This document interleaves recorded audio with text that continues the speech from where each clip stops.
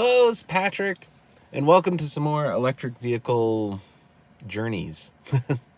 I'm here in my Ford F-150 Lightning, and let me unplug this little EcoFlow in the back. It's kind of noisy.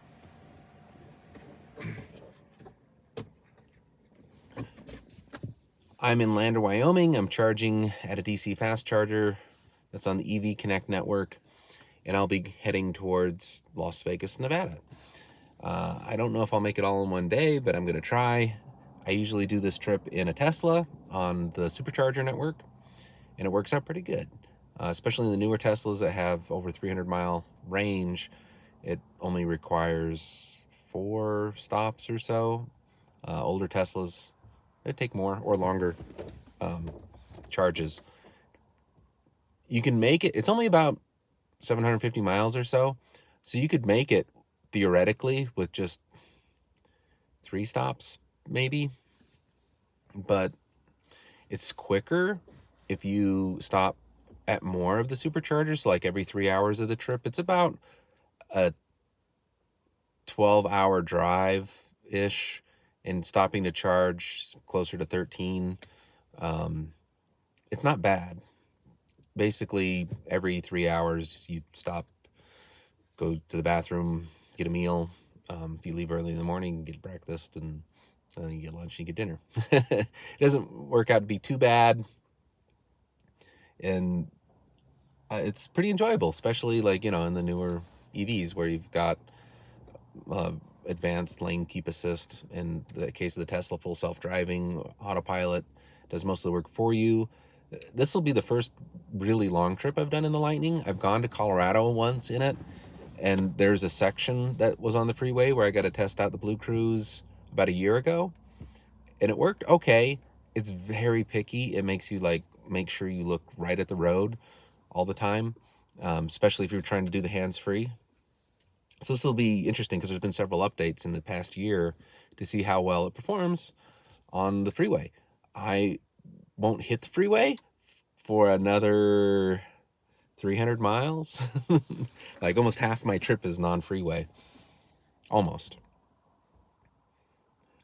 Yeah, so I'm doing fast charging here in Lander, Wyoming. It's only about 20 miles away from where I live. I hadn't anticipated taking the Lightning, but things happened, so I ended up taking the Lightning. Basically, I'm renting out my Model Y, and I hadn't planned it out that way, but it's a good opportunity to try this out, see how the fast charging network has changed since the last time I did a long trip in like my Rivian, where I had issues, where literally all of the Electrify America stations I went to, more than half of them were down, and the ones that were up were going slow.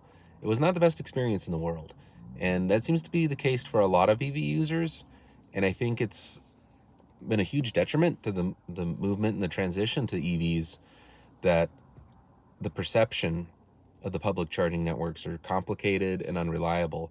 And that was the case a couple of years ago. A few years back, they were just not there. So just anything was super happy to have. Tesla has had the most experience, and they have the most well thought out, most reliable system. And I think pretty much unanimously, everybody agrees with that. And I've been pretty happy with it. I just realized, is my microphone not working?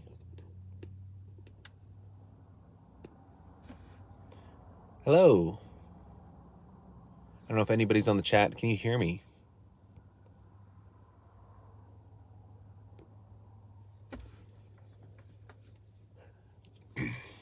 Anyways, I'm charging here in Lander, Wyoming,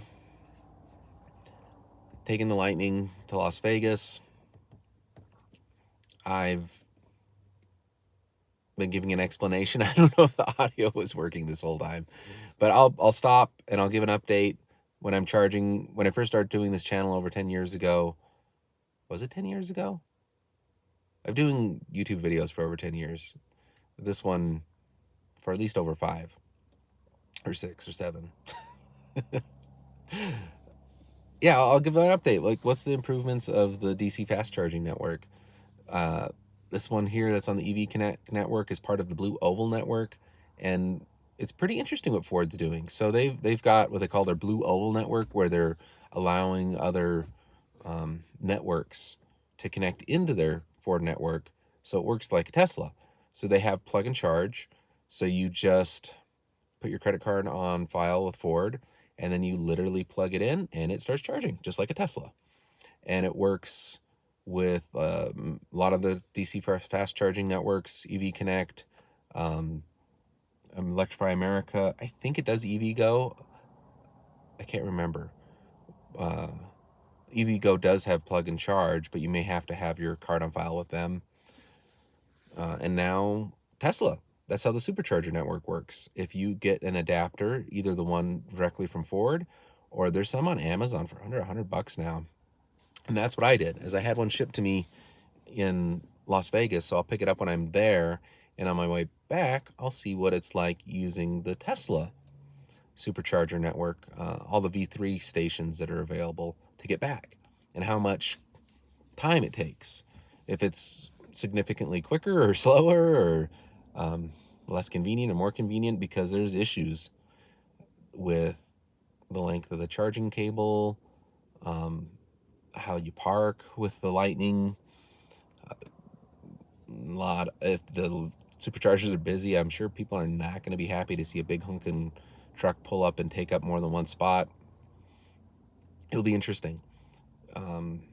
Supposedly, was just reading, Tesla's going to start, putting longer cables on their superchargers, and they're actually going to sell an extension cord so people can do that, which is going to be interesting because the DC fast chargers cables on the most of them that are over 150 over 100 kilowatts are usually liquid cooled cables. So I'm not sure how that's going to work. I imagine they're just going to have to be derated. So if you use an extension cord, it's going to be a slower charge, which is a big problem with non-Tesla network chargers, is people pull in with vehicles that are limited, like the Chevy Bolt that can only do 50 kilowatts. And a lot of them were initially given free charging for X amount of years. So people charge to full. So they'll sit there and they'll park their 50 kilowatt out of the 350 kilowatt available there. And they'll purposely park in the 350 kilowatt thinking it's faster. And they'll tie it up for somebody like, I don't know, like a Hummer or something that can actually take the 350 kilowatts. And they can't use it because they're waiting on this person with a Bolt to get out of the way. In most Electrify Americas, there's only 4 stations. And in my experience, last time I was using one, even on a Tesla, half of them are down most of the time. Just in February, the 2 stations that I went to, half of them weren't working. And the one that I plugged into was derated, so it was only going like 80 kilowatts. This will be a different route. We'll see if there's been an improvement.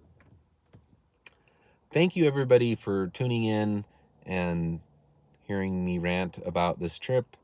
Hopefully my experiences can help you in your adventures in choosing which electric vehicle to go with. Really exciting that everybody's kind of coming together and everything's going to be on the North America charging standard, which was based on Tesla's supercharger network. Plug and share or plug and charge. You won't have to fiddle with signing up an account and plugging or going into an app and activating a charge and all that baloney that would take like 10 minutes to get a charge even started.